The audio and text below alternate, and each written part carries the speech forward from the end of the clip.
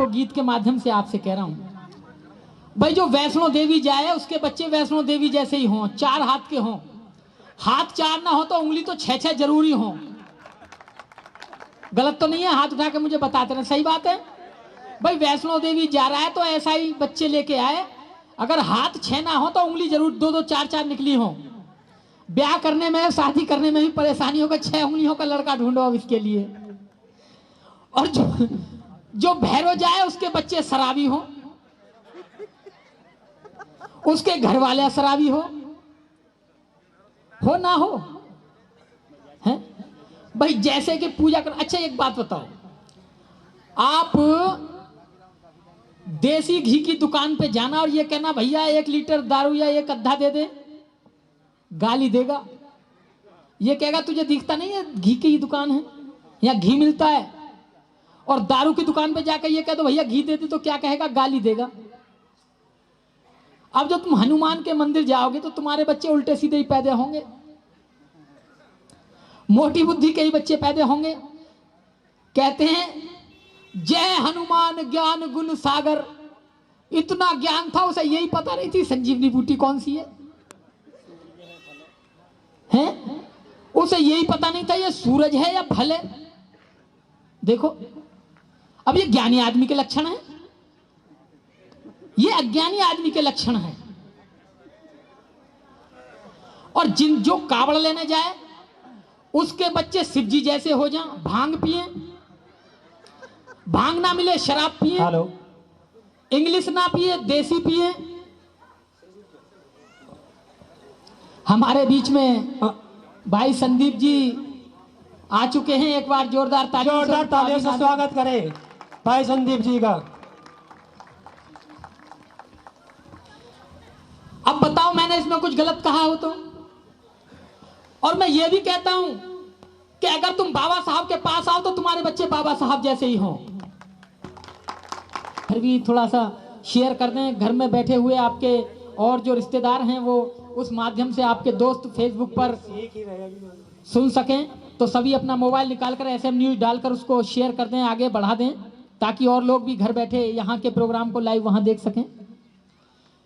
तो साथियों बात चल रही थी कि आप दारू की दुकान पर जाओगे तो दारू मिलेगी, और घी की दुकान पर जाओगे तो घी मिलेगा, और बाबा साहब के प्रतिमाओं पर जाओगे तो आपके बच्चे बाबा साहब जैसे बनेंगे,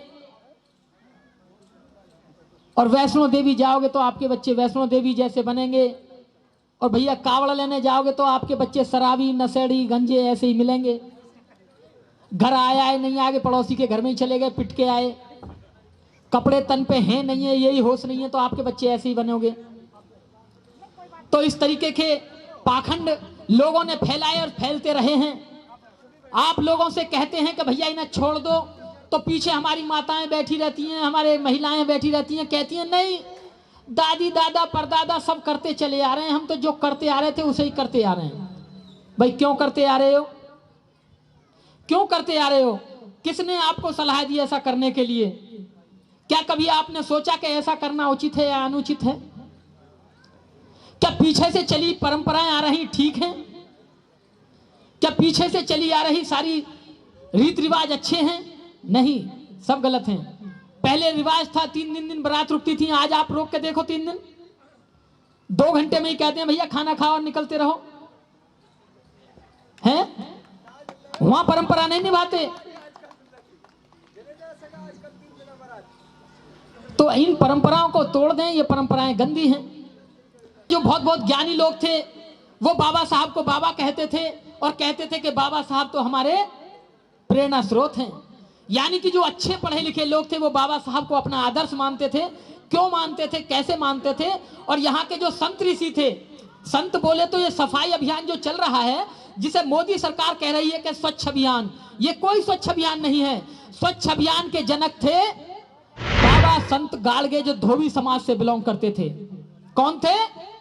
संत गाड़गे महाराष्ट्र के रहने वाले थे।